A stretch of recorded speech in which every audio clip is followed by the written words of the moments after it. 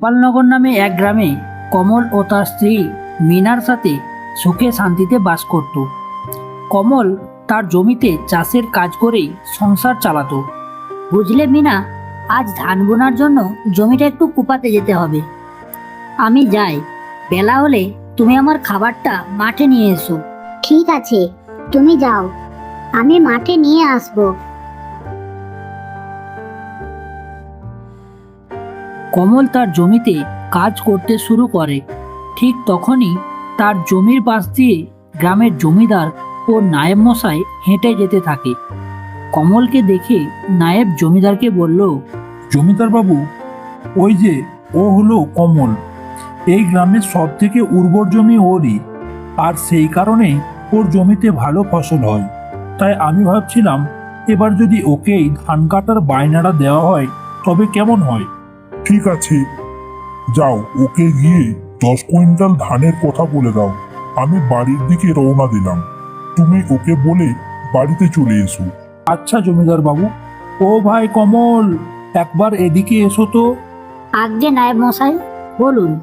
জমিদার বাবু বলছিলেন যে উনি তোমার কাছ থেকে 10 কুইন্টাল ধান নেবেন, আর সেই ধানের দাম তুমি বাজার থেকে একটু বেশিই পাবে। তা বলো, তুমি কি রাজি আছো? নিশ্চয় নায়েব মশাই, জমিদার বাবু আমার মতো গরিব চাষির কাছ থেকে ধান কিনবে, এ তো আমার সৌভাগ্য। আচ্ছা ঠিক আছে, তুমি তাহলে ধানে পাকার পর জমিদার বাবুর বাড়িতে খবর পাঠিয়ে দিও। জমিদার বাবু তোমার ধান কাটার জন্য লোক পাঠিয়ে দেবে। আর হ্যাঁ, কাল সকালে একবার জমিদার বাবুর সাথে দেখা করো। উনি তোমার 10 কুইন্টাল ধানের দাম অগ্রিম দিয়ে দেবেন বলেছেন। ঠিক আছে, তাহলে আমি এখন চলি, বুঝলে? ধন্যবাদ নায়েব মশাই আপনাকে। এই বলে নায়েব মশাই ওখান থেকে চলে যায়। আর কমল তার জমিতে কাজ করতে থাকে। কিছুক্ষণ পর তার স্ত্রী তার জন্য খাবার নিয়ে আসে। জানো মিনা, আজ নায়েব মশাই এসেছিলেন আমার জমিতে। নায়েব মশাই? কিন্তু কেন, কি বললেন তিনি? নায়েব মশাই বললেন যে, বাহ, এ তো খুব খুশির খবর। এইভাবেই কেটে যায় 5 মাস। কমলের জমির ধান পেকে কাটার উপযুক্ত হয়ে যায়। বুঝলে মিনা, ধান কাটার সময় হয়ে গেছে। আজ একবার জমিদার বাবুর কাছে একবার যাব। জমিদার বাবুর বাড়ি কেন যাবে গো?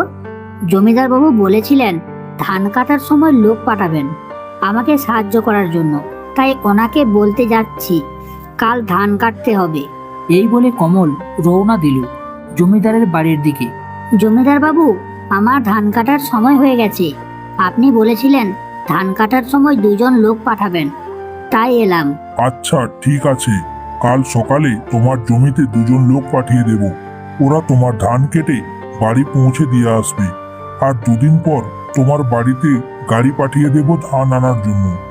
আচ্ছা জমিদার বাবু, আমি তাহলে এখন আসি। পরের দিন সকালে কমল জমিতে গিয়ে দেখে জমিদার বাবু 2 জন লোক পাঠিয়েছেন। তারপর তারা সবাই মিলে ধান কাটতে শুরু করে। ধান কাটা হয়ে গেলে বস্তায় ভরে সব ধান কমলের বাড়ির দিকে নিয়ে যায়। আরে, এত তাড়াতাড়ি সব ধান কাটা হয়ে গেল? হ্যাঁ, আজকের মতো সব কাজ শেষ হয়ে গেল। এবার জমিদার বাবু কাল সকালে গাড়ি পাঠাবেন আর এই সব বস্তা নিয়ে যাবেন। আমি বরং এবার এই সব বস্তাগুলো রান্নাঘরের দিকে রেখে দিই। হ্যাঁ, তাই করো। সেদিন রাতে কমলের বাড়ির আশপাশ দিয়ে 2টো চোর ঘোরাঘুরি করতে থাকে। শোনো, আমরা যদি খালি হাতে যাই তাহলে সর্দার আমাদের ছাড়বে না। এরপর তারা 2 জন মিলে সমস্ত ধানের বস্তা চুরি করে নিয়ে যায়। পরের দিন সকালে কমলের স্ত্রী মিনা কমলকে ডেকে নিয়ে বলে, কি গো, শুনছো? তাড়াতাড়ি ওঠো, দেখো আমাদের কি সর্বনাশ হয়ে গেছে। কি হয়েছে? এত সকাল সকাল এভাবে ডাকছো কেন? তাড়াতাড়ি একবার গুদাম ঘরে এসো, দেখো এখানে একটাও ধানের বস্তা নেই। কি কি বলছো তুমি? হে ভগবান, এ আমার কি সর্বনাশ হয়ে গেল! এখন আমি জমিদার বাবুকে ধান কি করে দেব? কমল তার বাড়ির দরজার সামনে মনমরা হয়ে বসে থাকে। আর ঠিক তখনই নায়েব মশাই তার বাড়ির সামনে এসে উপস্থিত হয়। কি কমল, সব বস্তা তৈরি তো? এখনই কিন্তু গাড়ি আসবে সব বস্তা নিতে। না নায়েব মশাই, কাল রাতে আমার সব ধানের বস্তা কেউ চুরি করে নিয়ে গেছে। এখন আমি জমিদার বাবুকে ধান কি করে দেব? এ কি বলছো কমল? এসব কথা শুনলে জমিদার বাবু আবার রেগে না যায়। তুমি চলো আমার সাথে জমিদার বাবুর বাড়িতে, ওনাকে সব কথা বলতে হবে। জমিদার বাবু, কাল রাতে আমার বাড়িতে চোর এসেছিল। ওরা আমার সব ধানের বস্তা চুরি করে নিয়ে গেছে। তোমার বাড়িতে চোর এসেছিল নাকি বেশি দামের লোভে সব ধান অন্য কাউকে বিক্রি করে দিয়েছো? না জমিদার বাবু, আমার কথা বিশ্বাস করুন। এইভাবেই কেটে যায় বেশ কিছুদিন। কমল বাজারে সবজি বিক্রি করে তাদের সংসার চালাতো। হ্যাঁ গো, এরকম সবজি বিক্রি করে আর কতদিন চলবে বলো? ঘরের প্রায় সব শেষ হয়ে গেল। আগে তো ধান বিক্রি করে ভালোই টাকা লাভ হতো, আর সেই টাকা দিয়ে আমাদের সংসার ভালোই চলে যেত। কিন্তু এখন আমরা কিভাবে সংসার চালাবো তুমিই বলো। সবই তো বুঝতে পারছি, কিন্তু এখন কি করব বলো? এসব কথা বলতে বলতে কমল তার খাবারের থালায় একটি মিষ্টি দেখতেই মাথায় একটা বুদ্ধি আসে। হ্যাঁ মিনা, একটা বুদ্ধি পেয়েছি। কি বুদ্ধি পেলে? দেখো মিনা, বাজারে এখন মিষ্টি নামেই আছে, তাই আমি ভাবছি মিষ্টি বিক্রি করব। আমি বাজার থেকে দুধ কিনে নিয়ে আসবো, আর তুমি সেই দুধ দিয়ে মিষ্টি বানাবে। তারপর আমি সেই মিষ্টি গ্রামে গ্রামে বিক্রি করব। তারপর কমল বাজার থেকে দুধ নিয়ে আসে, আর কমলের স্ত্রী মিনা সেই দুধ দিয়ে মিষ্টি বানায়, আর সেই মিষ্টি কৌটোয় ভরে দেয়। কমল সেই কৌটোগুলি ঝুড়িতে ভরে নিয়ে মাথায় করে বেরিয়ে পড়ে বিক্রি করার উদ্দেশ্যে। এই দেখো মিনা, আজও অনেক টাকা লাভ হয়েছে বুঝলে মিনা। এবার আমি ভাবছি একটা মিষ্টির দোকান দেব। কয়েকদিন পর কমল গ্রামে একটা মিষ্টির দোকান খুলে, আর ওর বানানো মিষ্টি সারা গ্রামে জনপ্রিয় হয়ে ওঠে। দাদা, তোমার নাম কমল না? সেই বিখ্যাত মিষ্টিওয়ালা? হ্যাঁ দাদা, আমি কমল। আমি পাশের গ্রামেই থাকি। আমাদের গ্রামেও তোমার মিষ্টির খুব নামডাক। দাও, আমাকেও 100 টাকার মিষ্টি দাও। হ্যাঁ দাদা, দাঁড়ান, এক্ষুনি দিচ্ছি। কিছুক্ষণ পর কমলের দোকানে জমিদার বাবু ও নায়েব মশাই আসে। নমস্কার জমিদার বাবু। হ্যাঁ, নমস্কার নমস্কার। তা কমল, সারা গ্রামে তোমার মিষ্টির খুব নামডাক শুনছি তো। সবই আপনার আশীর্বাদ জমিদার বাবু। আচ্ছা কমল, শোনো, আগামী মঙ্গলবার আমার বাড়িতে একটা অনুষ্ঠান আছে, অনেক লোকের নিমন্ত্রণ। তুমি 1000টা মিষ্টি আমার জন্য তৈরি করো। কাল সকালে আমার লোক তোমার বাড়ি থেকে মিষ্টি নিয়ে আসবে, আর তোমার মিষ্টির দামও দিয়ে দেবে। ঠিক আছে। এই বলে জমিদার বাবু চলে যায়, আর কমল তার দোকান বন্ধ করে এক গোয়ালার কাছে যায়। রঘুদা, আজ আমার 15 কেজি দুধ লাগবে। বাবা, এত দুধ দিয়ে তুমি কি করবে? এই তো সকালে 10 কেজি দুধ নিয়ে গেলে, আবার 15 কেজি লাগবে? হ্যাঁ গো রঘুদা, আজ একটা বড় অর্ডার পেয়েছি, ওই জন্য বেশি দুধ লাগবে। আচ্ছা ঠিক আছে, তুমি বাড়ি যাও, আমি বিকালে তোমার বাড়িতে আমি দিয়ে আসবো। মিনা, কোথায় গেলে গো? এই তো, কি ব্যাপার, আজ দোকান বন্ধ করে এত তাড়াতাড়ি চলে এলে? জানো মিনা, আজ একটা অনেক বড় অর্ডার পেয়েছি। জমিদার বাবুর বাড়ির কাল 1000টা মিষ্টি পাঠাতে হবে। আমি দুধ বলে এসেছি, বিকেলে দিয়ে যাবে। তুমি তাড়াতাড়ি সব কাজ শেষ করে রাখো, আজই সব মিষ্টি বানাতে হবে। বিকেলে গোয়ালা এসে 15 কেজি দুধ দিয়ে যায়, আর কমল ও তার স্ত্রী মিনা দুজন মিলে মিষ্টি বানাতে শুরু করে। মিষ্টি তৈরি হয়ে গেলে তারা সেই মিষ্টি দুটি বালতিতে রেখে দেয়। যাক, সব কাজ শেষ হলো। এবার কাল সকালে জমিদার বাবুর লোক এসে সব মিষ্টি নিয়ে যাবে। চলো আমরা শুয়ে পড়ি, কাল আবার সকাল সকাল উঠতে হবে।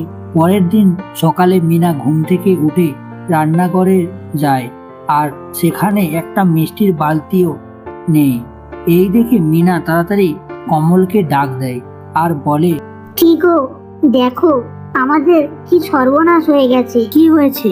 সব মিষ্টির বালতি চুরি হয়ে গেছে, দেখো। সে কি, তুমি কি বলছো? হায় হায় হায়, এ আমার কি সর্বনাশ হয়ে গেল। হে উপরওয়ালা, আমার সাথে বারবার এটাই কেন হচ্ছে? শোনো, তুমি আর সময় নষ্ট করো না, তাড়াতাড়ি জমিদার বাবুর বাড়ি গিয়ে সব কথা খুলে বলো। এ তুমি ঠিকই বলছো, আমি এক্ষুনি যাচ্ছি। জমিদার মশাই, আজও আমার সব মিষ্টি চুরি হয়ে গেছে। চুরি হয়ে গেছে মানে? সে কি? আমি যখনই তোমার কাছে কিছু কিনতে যাই তখনই তোমার কাছে সেটা চুরি হয়ে যায়। আচ্ছা, তুমি কি আমার কাছে কিছু জিনিস বিক্রি করতে চাও না? সত্যি করে বলো তো। না না জমিদার বাবু, আমি সত্যি বলছি। অনুষ্ঠান তো কালকে, আপনি আমাকে আজকের দিনটা সময় দিন। কাল সকালে আমি নিজে আপনার বাড়িতে মিষ্টি নিয়ে আসবো।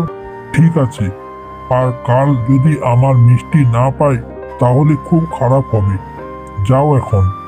এরপর কমল ওখান থেকে সোজা চলে যায় দুধ কিনতে গোয়ালার কাছে। আচ্ছা ঠিক আছে, তুমি কোনো চিন্তা করো না, আমি একটু পরেই তোমার বাড়িতে আরো 15 কেজি দুধ পাঠিয়ে দিচ্ছি। কিছুক্ষণ পর আবার গোয়ালা 15 কেজি দুধ তার বাড়িতে দিয়ে যায়, আর মিনা সেই দুধ দিয়ে মিষ্টি বানায়। মিষ্টি তৈরি হয়ে গেলে সে আবার সব মিষ্টি বালতিতে ঢেলে রাখে। হ্যাঁ গো, মিষ্টি তো হয়ে গেছে, কিন্তু আবার যদি কাল রাতের মতো কেউ মিষ্টি চুরি করে নিয়ে যায় তবে কি করব? তুমি কোনো চিন্তা করো না, সেই সব ব্যবস্থা আমি করে রেখেছি। সেদিন রাতে কমল ও গ্রামের দুজন লোক কমলের বাড়ির সামনে লুকিয়ে থাকে। কিছু সময় পর তারা দেখে দুজন চোর তার ঘরের ভেতরে ঢুকছে। পরের দিন সকালে কমল মিষ্টি নিয়ে জমিদার বাবুর বাড়ির দিকে যায়। জমিদার বাবু, এই যে আপনার 1000 পিস মিষ্টি। আর কাল রাতেও আমার বাড়িতে চোর এসেছিল, কিন্তু এবার ওদের ধরে ফেলেছি। তাই নাকি? তা কোথায় ওরা? আগে জমিদার বাবু, ওরা বাইরে আছে। চলো তো দেখি। এরপর জমিদার বাবু ওই চোরেদের কাছে জিজ্ঞাসা করে, কি রে, তোদের নাম কি? কোন গ্রামে তোদের বাড়ি? আর কমলের বাড়িতে রোজ রোজ চুরি করছিস কেন? আগে জমিদার বাবু, আমি যোগা আর ও হলো কালু। আমরা ওই পুবগাঁয়ে থাকি। আমাদের নায়েব মশাই বলেছিলেন কমলের বাড়িতে চুরি করতে, তাই আমরা চুরি করেছি। আমাকে আপনি ছেড়ে দিন জমিদার বাবু। কি, নায়েব মশাই বলেছিলেন? এই কে আছিস, যা তো নায়েবকে ধরে নিয়ে আয়। তুমি তাহলে কমলের বাড়িতে চুরি করার জন্য লোক পাঠিয়েছিলে? আমাকে আপনি ছেড়ে দিন জমিদার বাবু, আমাকে আপনি ক্ষমা করে দিন। ক্ষমা? কোনো ক্ষমা হবে না, আমি পুলিশকে ডাকছি। এবার তুমি বাকি জীবনটা কারোদেই কাটিও। এরপর পুলিশ এসে নায়েবকে ধরে নিয়ে যায়।